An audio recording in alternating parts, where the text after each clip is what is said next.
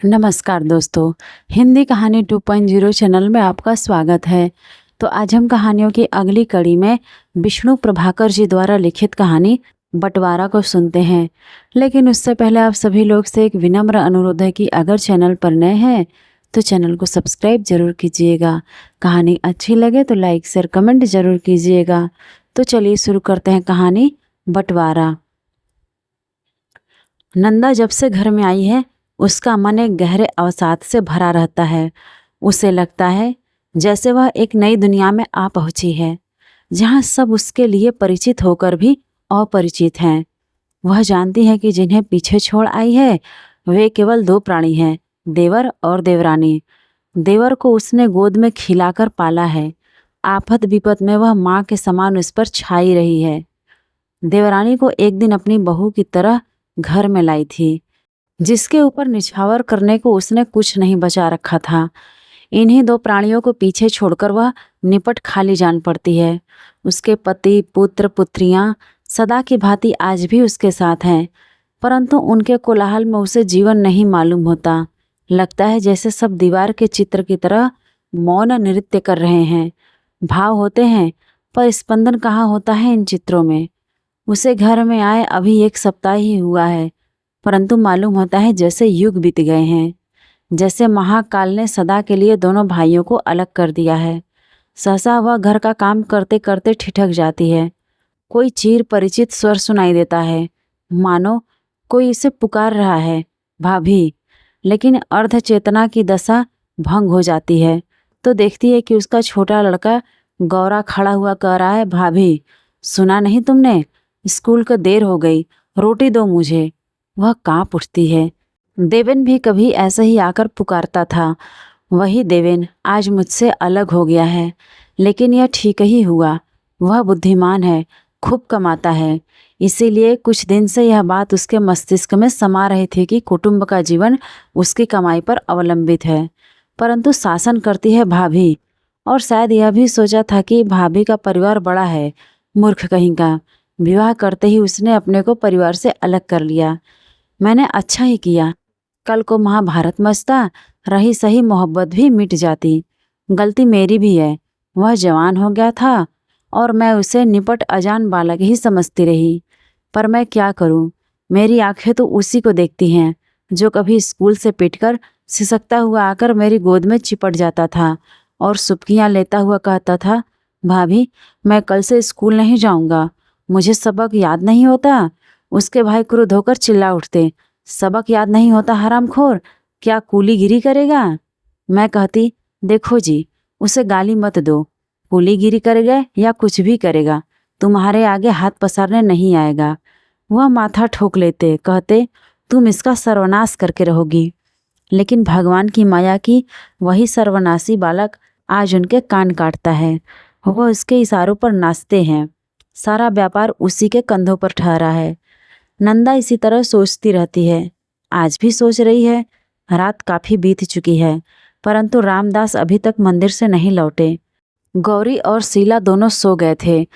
छोटा बच्चा उसी के पलंग पर शांत निश्चिंत नींद की परियों से खेल रहा था।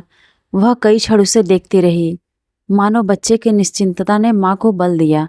वह मुग्ध हो उठी। सहसा तभी किसी ने द्वार खटखटाया। वह उठी और किवाड़ खोले। देखा सामने देवेन खड़ा है। अचकचाकर बोली, अरे देवेन कैसे आया इस वक्त। देवन मुस्कुराया, कहा, अपने घर आने के लिए भी वक्त देखना होता है, यह आज जाना है भाभी। नंदा अप्रतिभ हुई, बोली, कुछ नहीं। तब देवन ने पूछा, भैया नहीं आए। नंदा ने कहा, 10 बजे से पहले वह कभी नहीं लौटते। देवन यह जानता था, इसलिए चुप रहा। अब वे आग के पास आ बैठे थे। नंदा ने देखा कोयले बुझ चले हैं।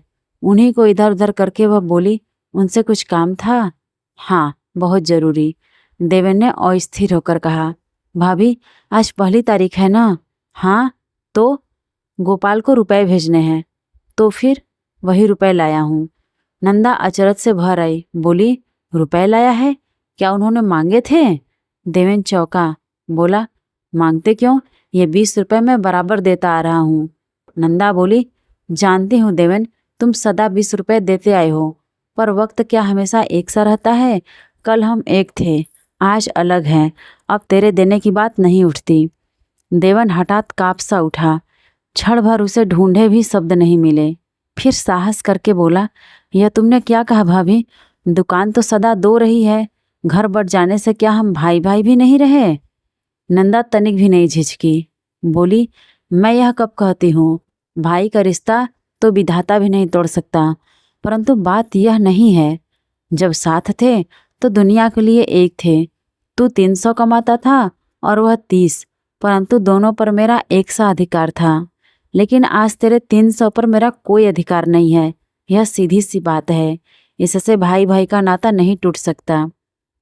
देवन जानता है कि भाभी से बातों में कोई नहीं जीत सकता, परंतु ऐसा तर्क वह कर सकती है, यह उसने नहीं सोचा था।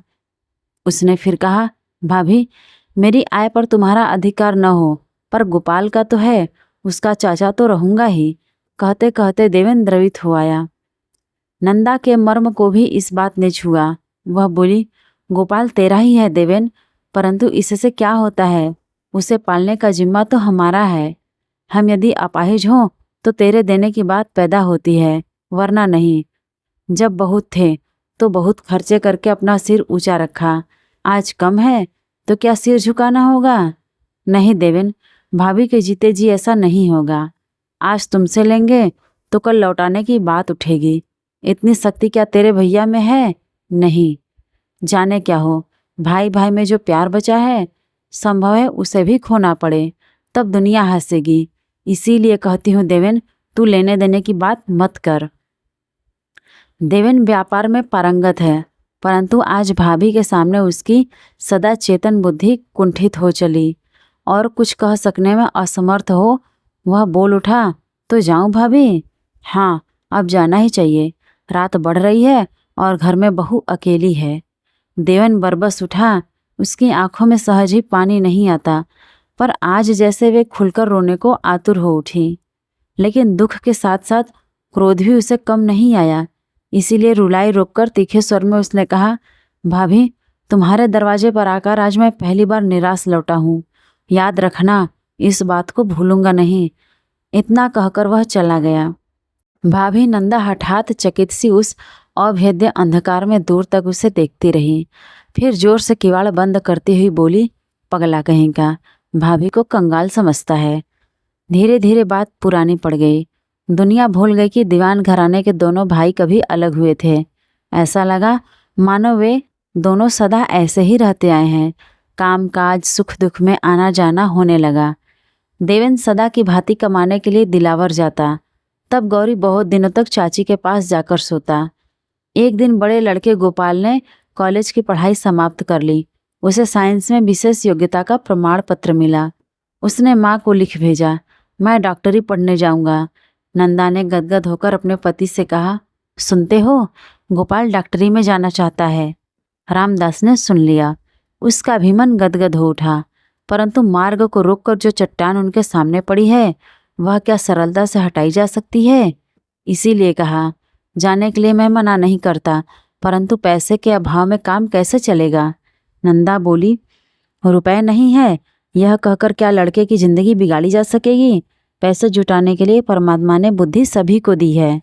पुत्र का पक्ष लेकर नंदा ने पति पर जो चोट की, उससे रामदास तनिक भी विचलित नहीं हुए। वह धर्मपरायण व्यक्ति की तरह मान बैठे हैं कि विधाता जो कुछ करते हैं ठीक करते हैं, परंतु नंदा का विधाता पर इतना विश्वास नहीं है। इसलिए वह धीमे पड़कर बोली, एक बात मुझे सूझती है। क्या?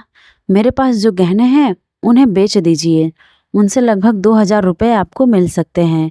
बाकी आपकी दुकान है, उसे गिरवी रख दो, धीरे धीरे छुड़ा लेंगे।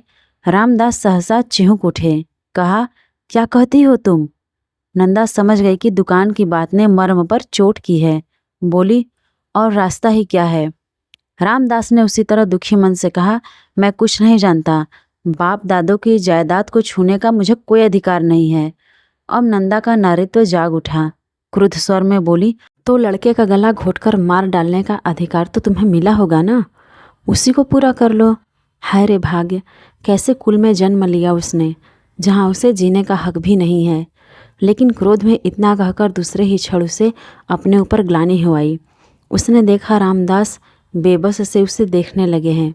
उसका मन छटपटा उठा। आखिर वह करे भी क्या? वह गोपाल के पिता हैं। उसका उज्जवल भविष्य उनके बुढ़ापे का एकमात्र अवलंब है। परंतु पैतृक संपत्ति की ममता उसकी समझ में ठीक ठीक नहीं आई। उसने कुछ सोचकर धीरे से कहा, तो एक काम करो। क्या? मैं देवेन को बुलाती हूँ। आप उससे कहना दुकान रखकर मुझे रुपए दे दे। इस प्रकार बाप दादों की जायदाद कुटुंब से बाहर नहीं जाएगी। और फिर उत्तर की प्रतीक्षा किए बिना लड़के को पुकारा, गौरी, ओ गौरी, जा अपने चाचा को बुला ला। कहना भाभी बुला रही हैं अभी। लेकिन गौरी जाए इससे पहले देवेन आप उधर आ निकला। बोला, भाभी सुना है गोपाल डॉक्टरी पढ़ना चाहता है। हाँ भैया, डॉक्टरी पढ़ना चाहता है, वही बात तो सोच रहे हैं। बड़ी सुंदर बात है भाभी। भगवान की कृपा से 4 साल के बाद हमारे कुटुंब में भी एक बड़ा आदमी हो जाएगा। भाभी और भैया दोनों गदगद हो गए। भाभी बोली, तेरे मुंह में घी शक्कर देवेन, पर बात रुपए पर आकर अटक गई है, इसलिए तुझे बुलाने भेज रही थी। देवेन हठात चौंका। मुझसे कुछ काम था? कहो भाभी। नंदा ने रामदास की ओर देखा, मानो कहा, मेरा जो काम था वह मैं कर चुकी, अब आप कहो। रामदास को बेबस बोलना पड़ा। धीरे धीरे अटक अटक कर कहा, देवेन, गोपाल के लिए रुपए चाहिए, इसीलिए तू मेरी दुकान गिरवी रख ले।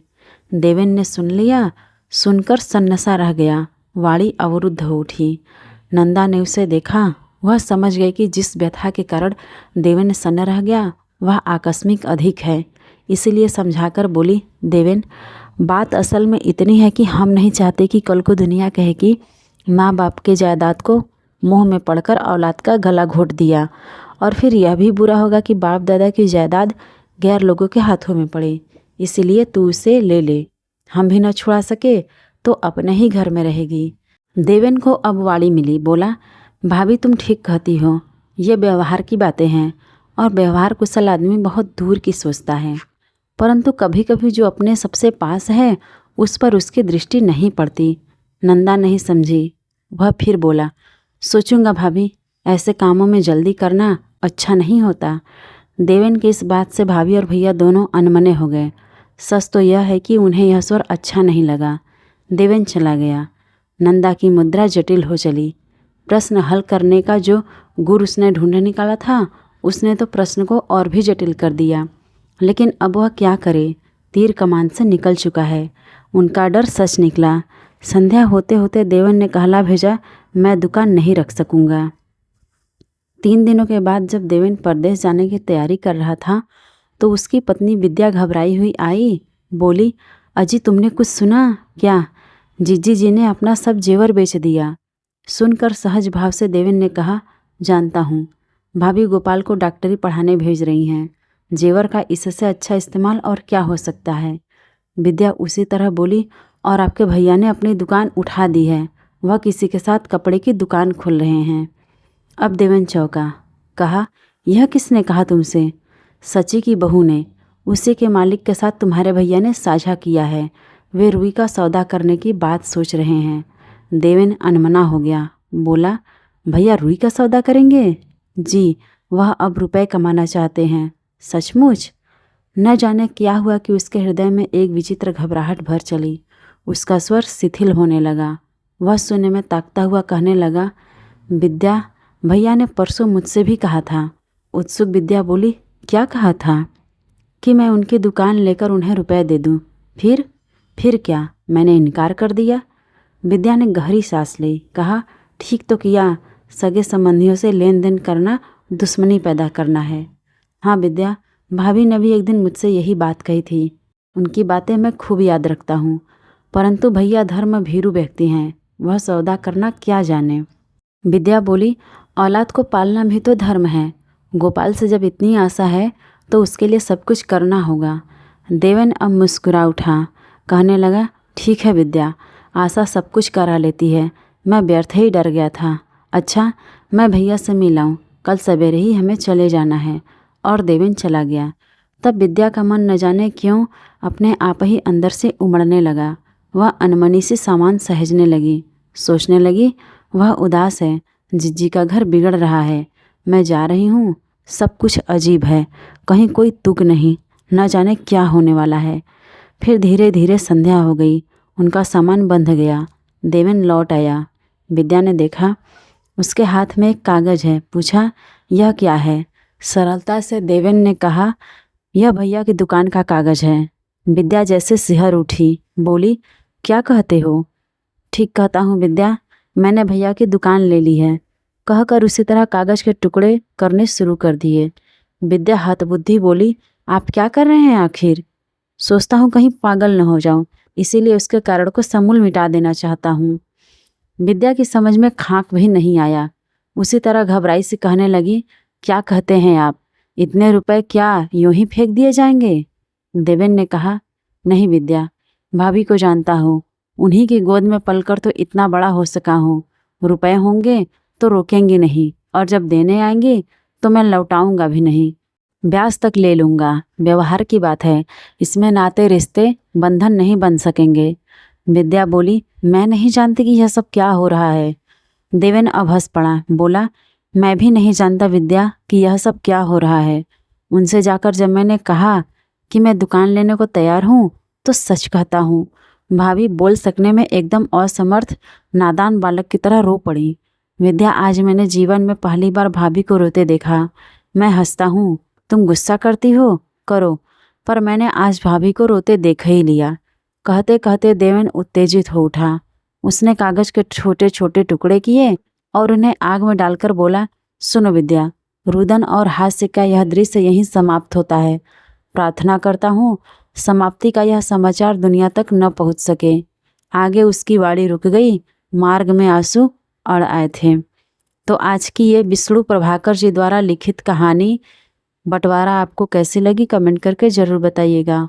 और अगर चैनल पर नए हैं तो चैनल को सब्सक्राइब ज़रूर कीजिएगा और अपने दोस्तों को भी शेयर कीजिएगा।